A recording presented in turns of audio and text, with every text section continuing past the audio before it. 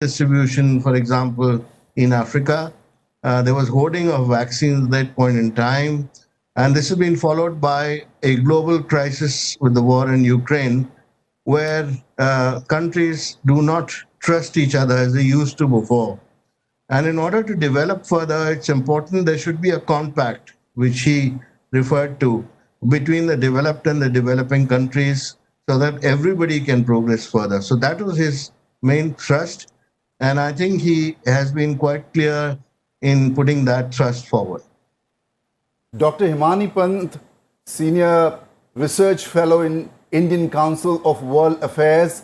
How important is taking the trust deficit question forward? How important is it going to be with the communique that is going to come out on Sunday?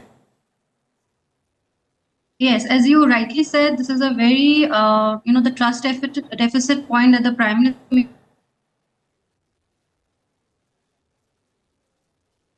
seems we have the world is fragmented, but we also live in an interconnected world. So, in that sense, it is very important, and it is very important that the Prime Minister pointed out that this trust deficit needs to be bridged.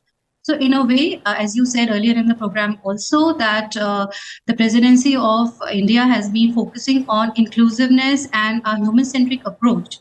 And under this presidency, the Prime Minister has also, and this is not a security organization. It basically deals with economics. It is to do with development. So in that context, our presidency of this G20 has rightly focused on development, climate change, SDG growth, green transition. So in that sense, it is true that there is a lot of differences among the G20 members, but because the focus is entirely on growth and sustainable growth, so in that sense, if we focus on what is actually the objective of this organization, which is economics and inclusive growth, then I think it should not be a problem. But yes, there are various voices, so it will be a challenge to bring these voices together because there are so many different.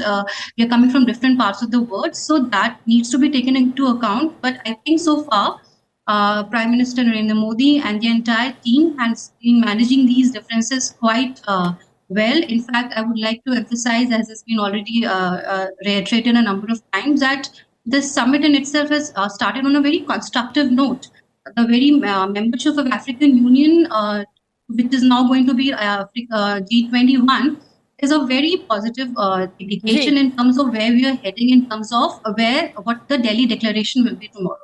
जी हिमानी, एक बात मैं आपसे और यहाँ पर समझना चाहूंगी, और प्रधानमंत्री ने अपनी बातों में कहा कि ये 21वीं सदी का भारत है और हमें नई दिशा में सोचने की जरूरत है, लेकिन जो पुरानी जो चुनौतियां हैं वो नया समाधान मांग रही हैं। किस तरफ उनका इशारा था, क्या कहना वो चाह रहे थे, आपने क्या समझा उनकी बातों से? आपने मुझसे सवाल पूछा? जी हिमानी जी, ओके।